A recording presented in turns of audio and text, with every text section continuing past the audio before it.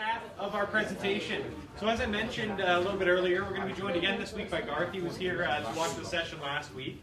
And we're going to be talking a little bit about systems and leverage. And like I said, this is very much a discussion on once your doors are open, the ways that you properly manage your business. Action Coach is one of those organizations that they deal with entrepreneurs on a daily basis in coaching them how to make their business better. So I really encourage you guys to make use of the resource that you have in Garth. And I'll jump right to it without further ado. Let's get a big round of applause for Garth and Action Coach. So I heard I have a time limit, so you guys are going to be out by 9 o'clock. Everybody throws $5 into the pot, I'll make sure you're out. I'm just kidding. So look at that bald-headed sucker up there. Give you a little bit of idea of, I guess, of who I am. I'm a certified business coach with Action Coach, who is certified through, I think it's IFBC, so International Federation of Business Coaches. I just answered Action Coach. I've got about 25 years of business management experience, about 15 years in sales, 19 years in railway. So many of you might have heard of CN Rail. Down here it's CP Rail. It's CN Rail up in northern Alberta, basically Western Canada. Started out as a welder's helper, bottom of the barrel. You do this, you do this, you do this, and I went and did it. And I retired in 1999 as a rail maintenance officer for Western Canada. So I've been everywhere. You know that old song that guy sings? I've been everywhere, I've done it. I ended up going into plastic manufacturing up in northern Alberta. So all the tanks you see in UFA, PV Mart type stuff, those big white tanks, I didn't make the ones in PV Mart, but the ones in UFA, I had my fingers in it. I became an ISO 9000 auditor. What does that mean? It's a systemized business. It's a system that improves businesses. ISO is International Standards Organization. I brought a manufacturing plant from 1.4 million to 6 million in 2 years. That sounds pretty impressive, doesn't it? It sounds really good. I did it and it wasn't just me, it was a team of us, but we did it by implementing ISO systems. Systemize your business, it'll get rid of the headache, and we'll go through some of that today. In Action Coach, I became a coach in 2013 with Action Coach. I won the Rookie Coach of the Year in 2015. North American Action Man Award. They give you Action Man for innovation. So I give them some tidbits of information of all my experience. It's really gray hair. If I grew it, it would be gray. If I could grow it, it would be gray hair. Anyway, a little bit about me. So a little bit about Action Coach. It's not loaded. There we are. So we're the world's #1 business coaching firm. We have 1,000 coaches in 64 countries worldwide. There's 2 of us in Lethbridge. Our vision is to create world abundance through business re-education. So does anybody want to take a shot at what that means? What do you think? Anybody? Okay, I'm going to be I hope I'm not insulting, but I'm going to tell you what we think. You guys are great at your craft. So if you're a plumber, you're an electrician, whatever you do, you're probably good at what you do. All we're here to do is grow you and re-educate you on how to run a business properly, to make money. Because everybody does, some people do business, but they don't make any money at it. They don't have teams, they don't have people working for them. So we'll talk a little bit about that today. We coach over 15,000 businesses per week around the world. So there's 1,000 of us all over. The benefit of using a coach is we always think outside the box. We're always thinking outside the box. We're always going to ask you really hard questions, hopefully. Or sometimes they're really easy, but no, you never thought of them. So that's us. So to get started, can I be your coach for the next 60 minutes? This means yes. This means yes. And if you say no, I'm totally cool with it. So to start off, we'll get everybody to stand up. Everybody stand up. So you guys said I could be your coach. So I want everybody to reach for the sky. Are you reaching for the sky? As high as you can go, as high as you can go. You guys are reaching as high as you can go? You think you are? Now everybody stand on their toes. Guess what? You just raised 4 extra inches. That's what a coach does. You guys already know. You can all sit down. You guys already know what you're doing. We're just there to make sure you grow another 4 inches. That's our job. So anybody want to take a guess of what that is? This is the basis of how we coach. So a lot of it is mindset. 6 inches between the ears is probably the biggest deal in any business. You guys know your craft. We just gotta get you thinking properly. How many people have ever been in a business or been around talking to businesses where people are in total denial? Now, you don't have to put up your hand, although some of you have already, that's okay. In total denial. So there's people who are going broke. They have no finances. They're running their business into the ground. They're in total denial. Denial really means don't even notice I am lying, and then you can put to myself. Because I go into businesses every day and I talk to business owners and I say, let me look at your books. We'll look at the books for whatever reason. I'll talk to them and say, you're going to be broke in 6 months if you don't do something. No, we're good. We're totally good. That's not a good thing to be if you're in business. How many people do you know that you've gone in somewhere, your boss, you've either worked for somebody or you are that guy and you had excuses. They've always given you an excuse. Lots. You can show hands on this one. This is totally cool. Or blame. Always they blame the government. They blame the receptionist. They blame the salespeople. They blame. This line right here is the line of choice. You have a choice. You can play below the line of choice, or you can play above the line of choice. Businesses that we coach that are successful, if they hang out below the line, it takes a lot more work to get them above the line to get them successful. We want you to be responsible. We want you to be accountable to whomever, and take ownership. So there's companies where the guy works for the company, come in, look, or sat on a welding truck, or a maintenance truck, or whatever it is, and people have asked, is this your company? No, because they've taken ownership in that company. They've taken ownership in that job. We want you to be that guy. If you're a business owner, we want you to play above the line. That's where we want you to hang out. So, what you can expect today, hopefully, are what we call BFOs, blinding flashes of the obvious. Everybody knows what that is, right? It's not that I'm going to come up and I'm going to tell you any great secret that's rocket science. I'm not. You can find everything that I teach on the internet. The difference between a coach and finding it on the internet is a coach already has the information. You have to take time to go find it on the internet. So all this research takes time, right? We have a lot of that. We'll cut the time off. 3 things in a BFO. I won't get in too much into it because I got to kind of fly through some of the stuff, but first off, you need to be able to recognize a BFO. How many people have ever driven home and all of a sudden you get this wild idea on the way home? It's like, oh, I got to do that, right? You heard that? Make sense? This means yes, I understand what you're talking about. Okay, good, because I thought maybe I was talking Portuguese or something. Okay, what we say is recognize that you have a BFO. Recognize it. The second thing you need to do is write it down. Write it down. If you have a BFO. So if you get into psychology, and I won't do that today, but if you get into the psychology, you have an abstract side of your head and then you have a logic side of your head. And your abstract, or your subconscious, has way more thoughts in it than your logic. So your subconscious, that's why everybody goes home and they lay in bed and they can't go to sleep because all these ideas are flushing through. Yeah, and a lot of people, what we say is, put a pad of paper beside you so you can write stuff down, right? What happens is on the way home, if you don't write it down, you'll forget about it. Or it'll come back to you, a month down the road. By that time, it's already been patented and yeah, it's gone. So the third thing you need to do is first recognize it, second write it down, third is the number one thing in our name, take action on it. Act on it. You need to act on everything that comes into your head because you've got great ideas. You need to act on it. So the formula for life success is this formula right here. If you want to have certain things in life, you have to do certain things and you have to be a certain person. Does that make sense? I want a new car. I have to work my butt off for it and save money. I have to maybe change my mindset and work for that car to save money so I can have that car. Make sense? Everybody's school people, right? Everybody's gone to school? Everybody knows what parentheses are? So parentheses, when you put a parentheses around things and you multiply it or you put a number beside it, it multiplies more, right?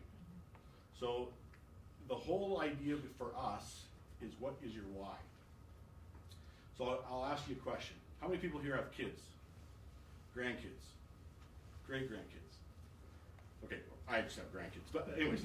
So if I was to say, let's all go to Waterton, and I put your kids or grandkids on a cliff in Waterton, this is just kind of illustrate your why. I put your kids on a cliff and they're perfectly safe. There's a 10-foot gorge straight down for 1,000 feet. Your kid is perfectly safe. Would you jump across that gorge to get your kid? There's no animals going to get them. The kid's not going to walk off. There's a fence there. Perfectly safe. Would you jump across that gorge? Depends on their age. Perfectly safe. I know where you're going. You always got one in every crowd, right? Would you honestly jump across that gorge? No. No. So let me remove the child. Let me put $1 million there. Would you jump across that gorge for $1 million? No. Most people, nah, not really. You'd figure another way to get around there. Now let me take away the $1 million. Let me put that child back there again. And let's have a cougar walking down the path. How many people would jump across that gorge? Didn't even think about it, right? It was like, no problem. That's your why. That's your why. That's why you're in business. The whole idea behind coaching is we want to know what your why is. What is your why? Why am I going into business? I'm going into business because of this. Maybe it's a passion. You need to have passion in your business. So a big ritual that we have, we're not going to do it today, but this is something that if you want to use this, if you want to cheat and write this down, we call that research development. It's called a WIFL. So what a WIFL is, in coaching, when we coach with people, we call it a WIFL, what I feel like expressing. It's a safe zone for people to express themselves openly and honestly before we go and do a job. And I'll give you an example. I have gone into coaching sessions where I sat with a person who just got in a car accident. And if I didn't do a WIFL, I would never know that that person is really not thinking about his business. He's thinking about his car is wrecked, I gotta go to the insurance agent, my kid was in the car and I hope she's okay and blah, blah, blah, blah, blah, right? You think he's gonna worry about me trying to coach him in how to grow his business? Not at all. So what we do is we always ask, what do you feel like expressing? And we would go around the room and everybody would have a chance to express what they feel like expressing. Safe zone, it could be a bitch session, and pardon my language, but it could be something that they want to lay out there. It's healthy for people to be able to have open communication with you, so you need to know that. I usually do that with everybody here, but I don't have time. So, and it would take me 40 minutes to get through everybody. So, it kind of goes like this. What I feel like expressing is, and you say it, that's what I feel like expressing. Everybody says thank you. That's how you get to know the group and your whole team. They would say thank you, and then you pass it off to the next person. What do you feel like expressing? And it goes around and around and around. Good thing to do. It's a safe environment to be able to do a WIFL. Anyway, so why do people stay where they are? Anybody have an idea why people stay where they are? Fear. Because they're comfortable. Fear is a good one. They're comfortable is a good one. So I'm going to press the button. Oh, and you know what? Action Coach, we have an acronym for everything. So what does fear stand for? I was talking to, who was I talking to? What does fear stand for? Face everything and rise. Oh, that's a good one. I just think fuck everything and run. So. This is a family show. We gotta keep it clear. For the others. That's a good, I gotta remember that one. You take fear in one of two ways. You either run at it or you run from it. Okay, so what we look at, and we say false expectations appearing real, which is a family show, so we're gonna keep it clean. We're gonna keep it clean. But I write that one down because that's a good one. I like it. Most people stay where they are because they're scared of moving. So to give you an idea, there was a company, a research company, we should have research people here. Research company put 2 ads in the paper. Identical ads for a job. One was $50,000, one was $500,000. Who do you think got the most applicants? 50,000. Why? Because they don't think that they're worth $5,000. Exactly. Or there's a lot of things where if your parents only made $60,000, I can't make more than my dad, so I'll only apply for that. Totally different way of thinking. False expectations appearing real. Some people don't like to public speak because they think, oh, if I get up there, people are going to think I'm a total idiot. I'm not smart enough. I don't have that je ne sais quoi, whatever it is. I don't got it. So they're scared of talking. I don't public speak. I don't do this. Fear is a big, big deal. You need to get over that fear. So how we grow businesses through 6 steps to massive results. We look at them this way. You guys can all write this down. I have emailed Jason this so he can send it out to everybody if you want. It gives you all the information, but I'm going to be fast because I've got 30 minutes and I got a whole bunch of stuff to go through. So this is how we work with companies. So we come into every company and we deal with mastery. Does that mean you're going to, now there's 4 levels in mastery and we add a 5th one. So the first one is destination mastery, delivery mastery, time mastery, and the number 1 is financial mastery, and then the 5th one, if you want to add it, is self-mastery. So destination mastery. Where's the company going? Do you guys have goals? If you don't set goals, maybe you're there. Maybe you're already where you're at. We say you got to figure out where your destination is. Then we say delivery mastery. That's a customer service thing that becomes a really big deal into a niche market. I think you brought up the niche market, right? That's huge because what we say is if you're going to compete on price, and you brought it up last week, if you're going to compete on price, Walmart wins every time. I said this last time. I was in a present, or I dealt with a guy who was a purchasing agent for an oil field company, but he taught at the University of Calgary, Mount Royal, I think, or Mount Royal. He said to me, he says, how long does product sit on Walmart shelf? Anybody want to take a guess? I told you, didn't I? Yeah. Anybody want to take a guess? 50 now. 12. Oh, you were listening. Yeah. 12 minutes. 12 minutes. It sits on Walmart shelves in Calgary. It comes in, goes on the shelves, gets recorded, comes off, goes into books, and gets sent out somewhere else. Like, you're never going to compete with that. So if you're going to compete on price, they win. Every time. So what we say is you need to become a niche market. Everything you do, you need to be better or add value to it. And then the last thing is, or the 4th thing is financials. We don't want you to become an accountant, but we need to know, you need to know your money in, money out, am I on margin, am I markup, that kind of stuff. You need to know that. We're going to show you how to do that so you guys can run your own company. We're just there to show you or to hold your hand through the process. Then we take you to niche. Once you have a little bit of knowledge on mastery, it kind of eliminates the chaos, gives you some stability. We get you to niche, which is a fancy word for predictable cash flow. We have a 5 ways, which I'd love to be able to show you here. It's how Action Coach makes money for you, because we're free. We have to be, any coach you hire, doesn't matter if it's an Action Coach or whoever, we better be free.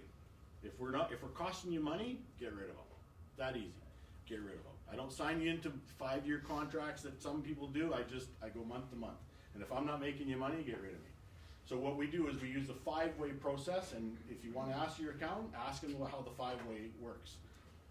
It's basically, if you take, I'm going to write it down here, you guys can do the math on it.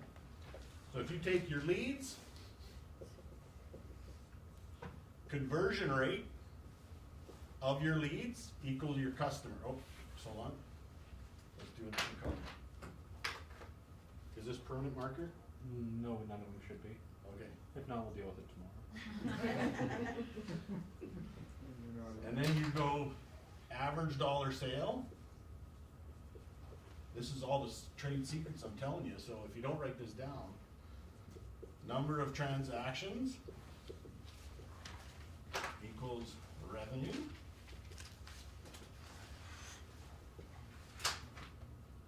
Profit margin equals profit. Okay.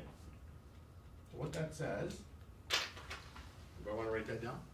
You can if you want. I'm totally cool with it. You don't need a coach for this, because we already know, you look in your computer, you already know how many customers you have. You don't need a coach for revenue. You should look in your computer, you already know that. And you don't need a coach for profits, because hopefully you got some, but if you don't, you probably talk to us. We're going to talk about dividing things, and this is the perfect way to divide it. Anyways, that's the niche. That's the part where Action Coach makes its money. I come into a business and I look at that and I make you money. If I can, I won't work with you. Anyways, and then what we do is we call leverage. So leverage is what we call systems, fancy word for systems. Build systems for everything. Because if you build proper systems, you'll have good time behind you.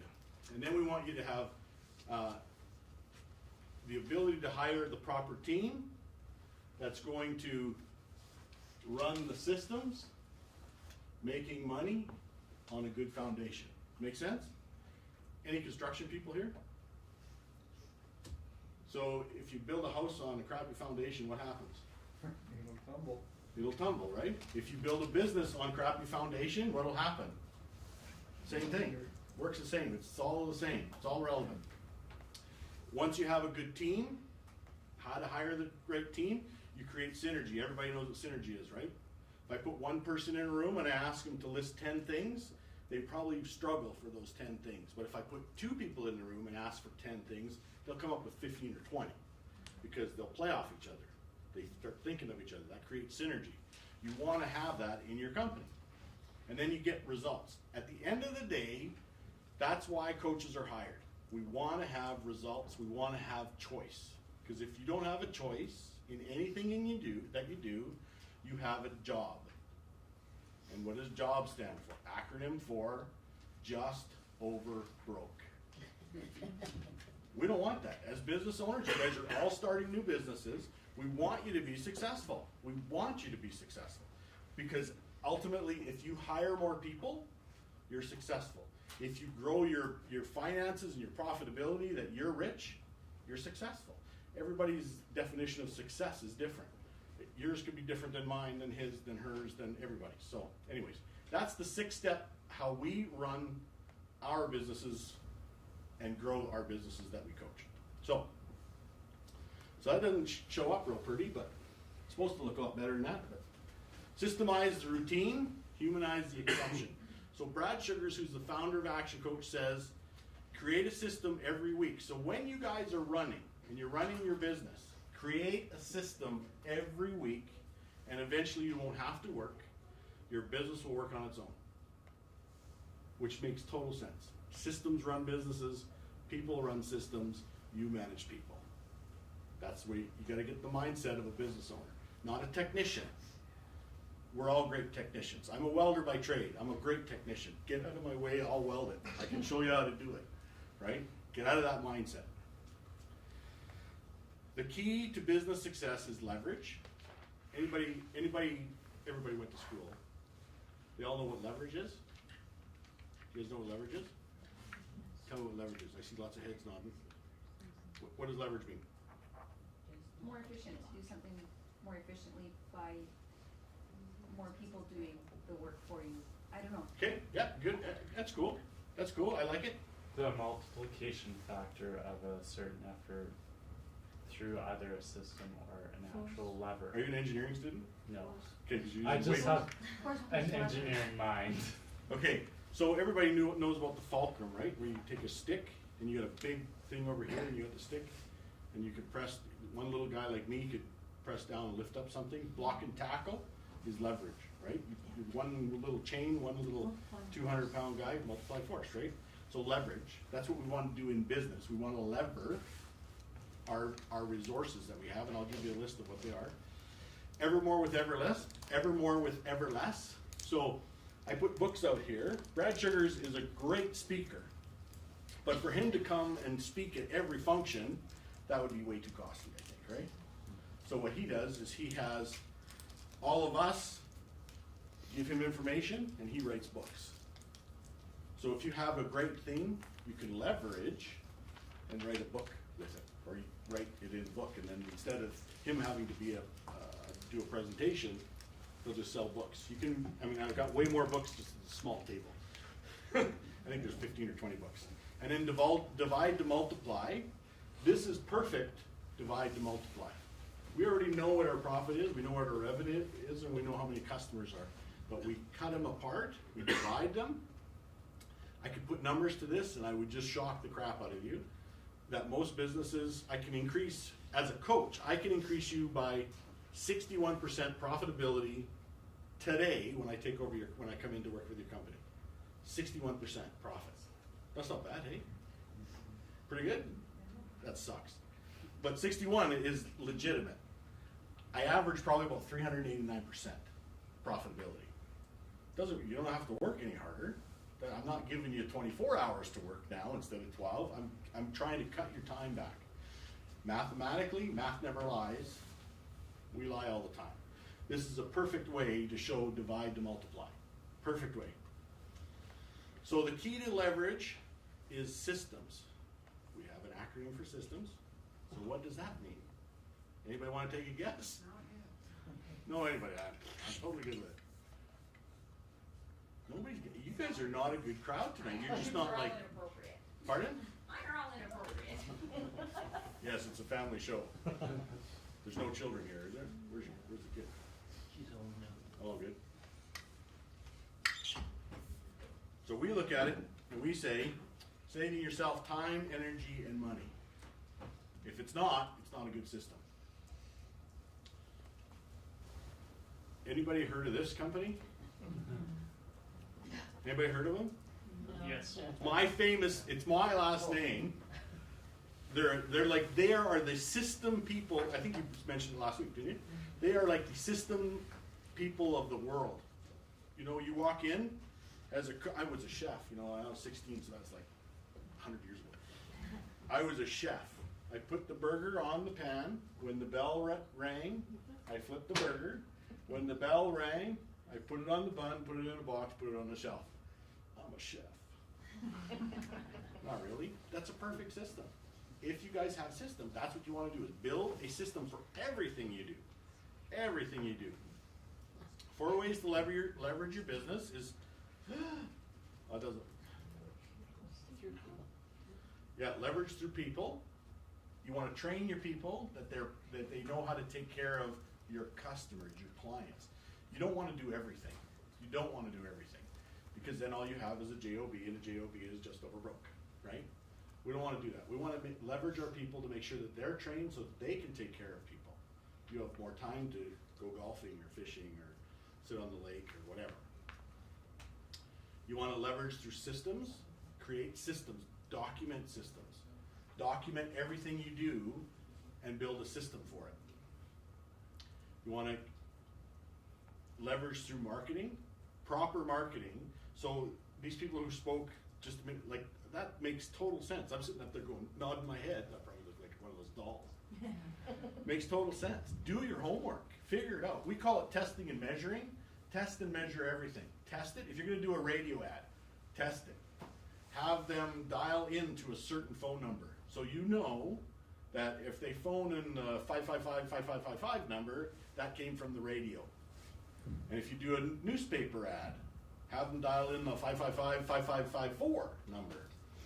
If you can, because then it's test and measure. Or if you don't have all these phone lines, you say, how did you hear about us? And they will say, I heard it on the radio. Check. Radio works. Check. Newspaper works.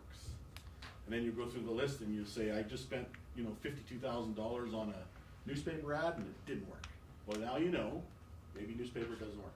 And I'm not saying that because I advertise in the newspaper. I'm just saying test and measure what you do. And then test or leverage through finances. And that one's totally different when you get into use other people's money. A true entrepreneur uses others' money. They don't use their own, ever. They don't ever use their own money. They use somebody else's. But we'll show you how to do that. So building systems, this is you know how everybody talks about, or Kentucky Fried Chicken talks about the 11 herbs and spices? Here's 9 of them. This is the 9 herbs and spices. So number 1, you want to write a vision.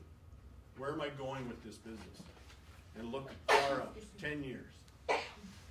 Look far out, 10 years. Then you want to write a mission statement, or a mission, and that's basically the roadmap, and I got a picture of the next one. Then you want to write culture statements, which is like the rules of the road. Then you write goals, what I have to do on a quarterly basis, and then milestones are I have to do 52 things between now and that quarter. And then you want to write organizational charts. An organizational chart is huge. A lot of people think, I'm just one guy. We say, build the business how you want to see it in the future. Don't add your name to it. You're going to write CEO, and I'll show you that in a minute. You're gonna write all these organizational charts. In fact, that's gonna be your homework, so just so you know. Then write positional contracts. Positional contracts are huge. Most people leave company because they are never told what they're supposed to be doing. And they get frustrated. They think, man, I don't know, I come in here every day. I really don't know what I'm supposed to be doing here, so I'm gonna leave. And they go to another company, and guess what? They don't tell them either.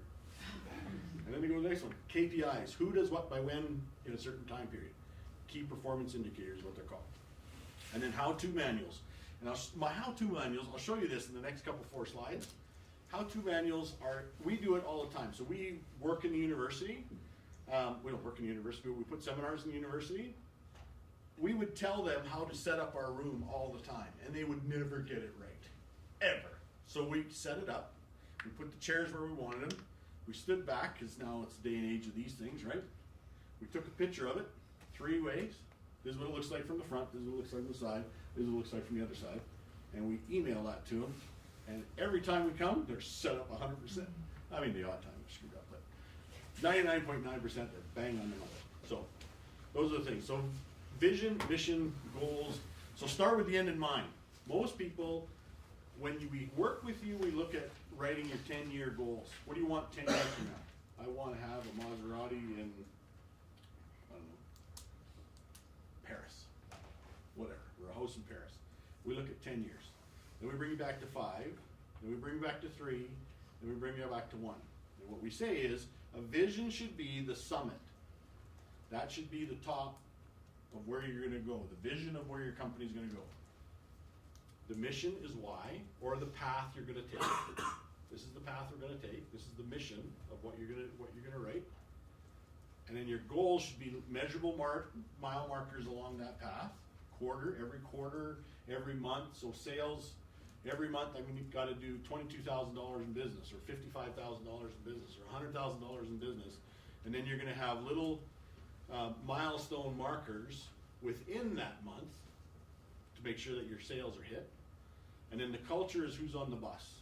Culture is the number one thing that kills companies. How many people we've all worked, right? Somewhere. And we've all had that guy who is just the biggest pain in the family show backside.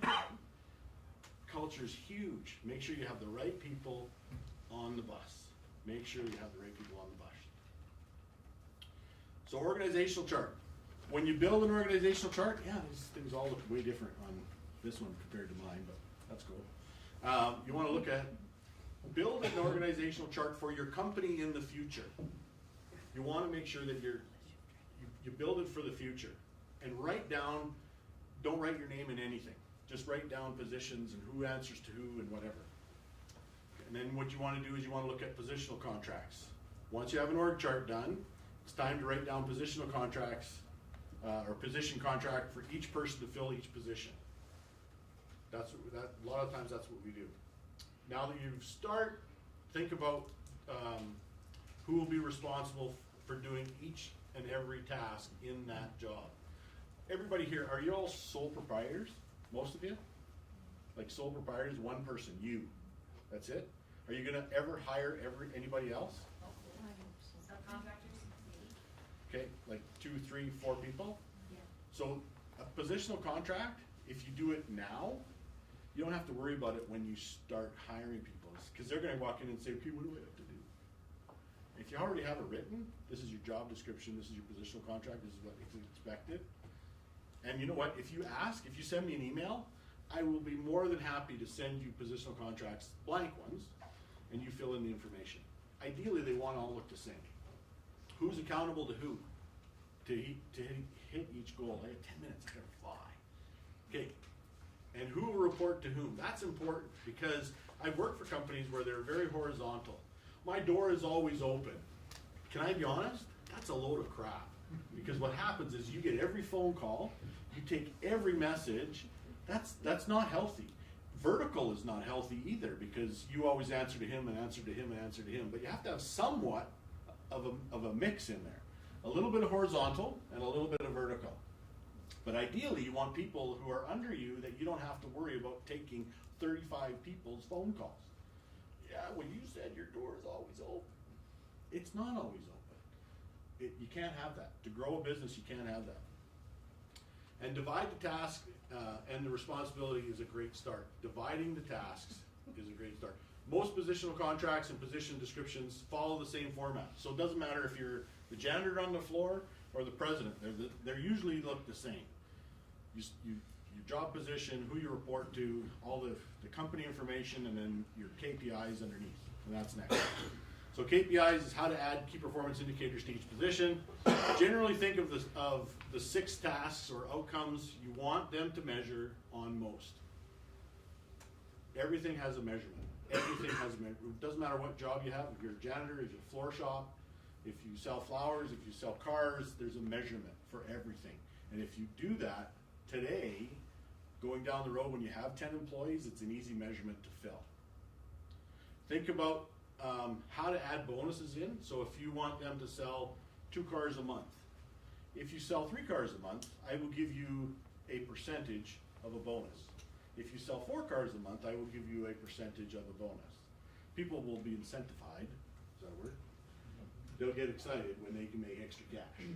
And some guys get excited over money, some people don't. So you have to kind of figure out who the people that you're hiring. For me, money doesn't make any, because usually for me, money is attached to time. And when I make a lot of money, I give up a lot of my time.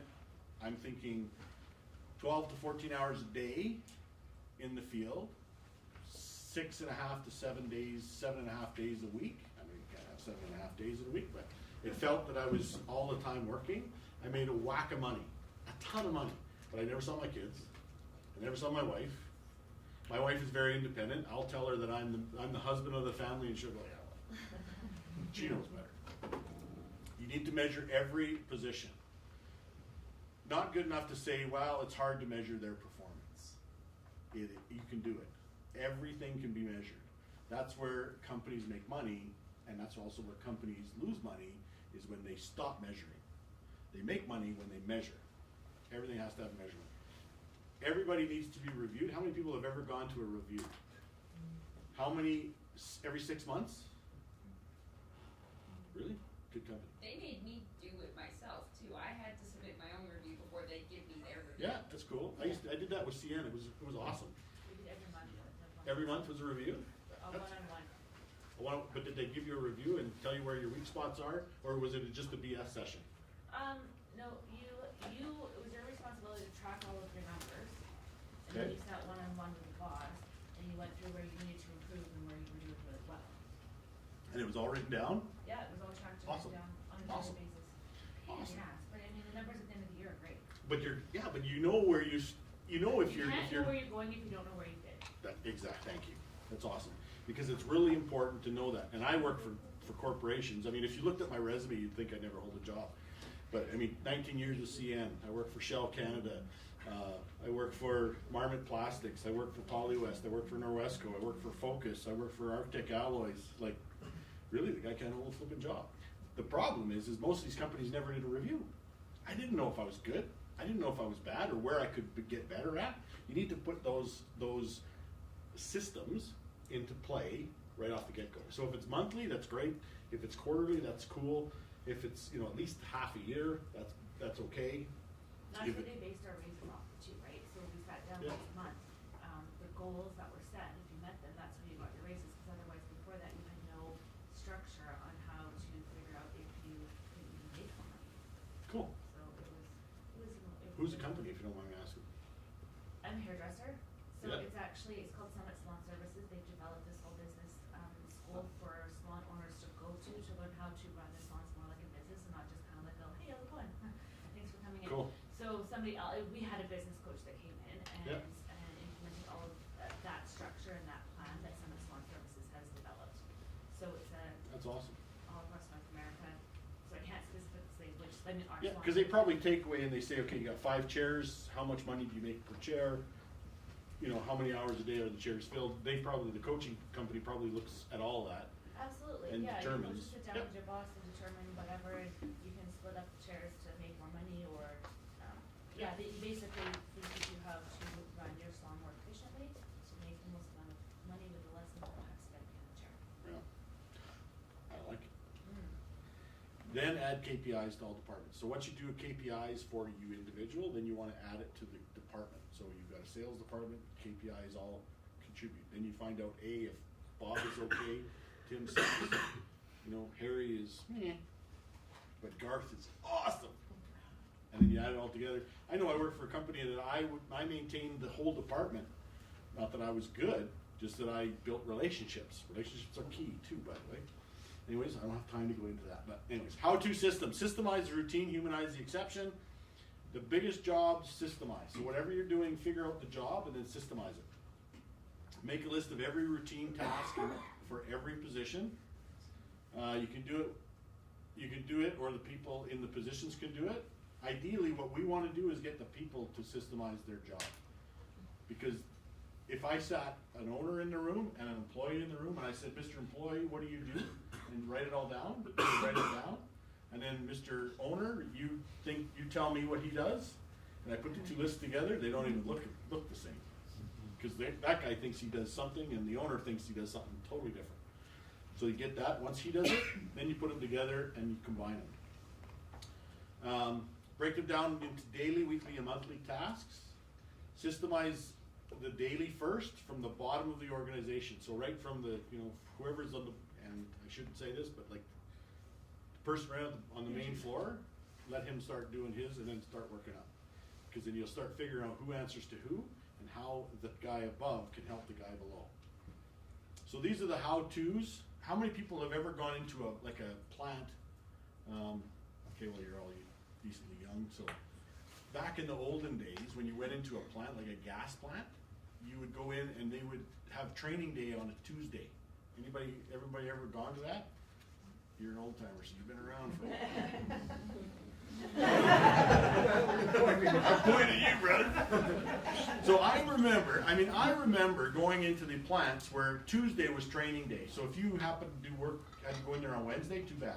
You couldn't go in until Tuesday because you had to be trained in their services on Tuesday because they had trainers. They had a trainer. So then someone got smart and they put it on video. They shot a video of this guy training. Now you can go in anytime and they just plug it in. Yeah, sit down here and we're going to plug this TV set thing in here. You watch it for an hour and then you're schooled. Okay. And they can do it whenever. So now they can do it from whenever. Write flow charts. Who answers to who? Why? Document everything. Checklists. Videos. Audios. There's so many training. You go on YouTube is like #1 for audio training and video training. You want to know how to change a gasket in something? Google it. Boom, you got the answer, and it's got a video. It's perfect. Photographs, again, like I said before, when we did work in university, we would ask them to set up our room, and they would never set it up. So now we just took pictures, 3-way pictures, and sent it to them, and they're like perfect every time. Awesome. Computer systems. Build it on a computer. Build everything on a computer. A lot of times people will have 4 different computers in the business, and they don't talk to each other. Build it all through a server. So then all the information's on a server and you can access it from anywhere. Doesn't matter. So keep a time log. How many people know how busy they are in a day? Pretty busy, right? You guys all pretty busy? You guys are good liars. I coached a company that he said to me, Garth, I am super busy. I work 10 to 12 hours a day in this business. I work on my business all the time. I says, okay. I went and bought a chess clock. Everybody knows what a chess clock is. It has 2 timers on it. It has 2 buttons. So when I make my chess move, I press the one button and it turns on his clock. And he makes the move, he presses his button, it shuts his clock off, turns mine on. Does that make sense? So I painted 1 button green, 1 button red.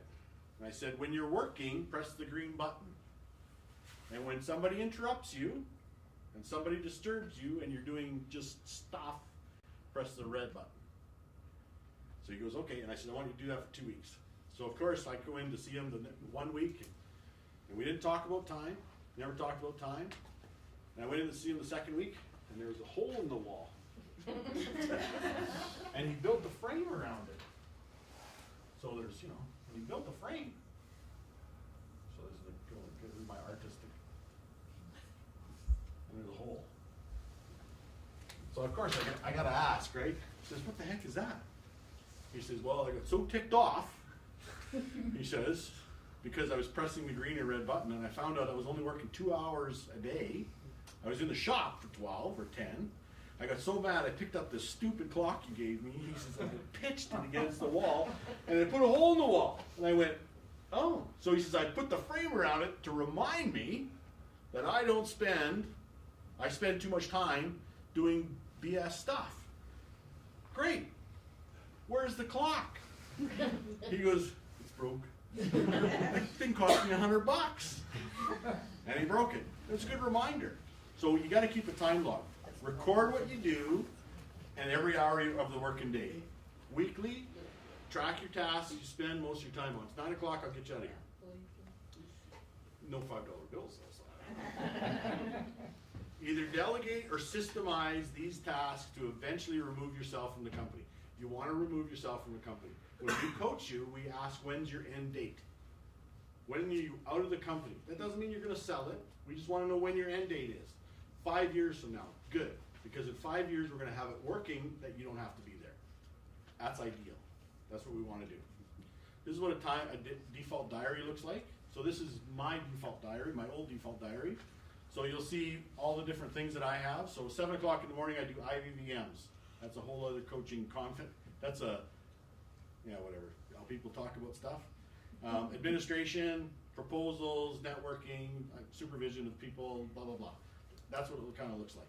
Make sense? If you want a default diary, email me, tell me what you want. Don't just send me an email, but say, I want this. I'd like to look at it. I'll fire you off on it. Not a big deal. Business leverage chart. I'm going to pass these out. You guys can take these home. This was going to be homework, so grab one and just kind of pass them all around. What I want you to do, so when you get it, write green, or what are you doing now?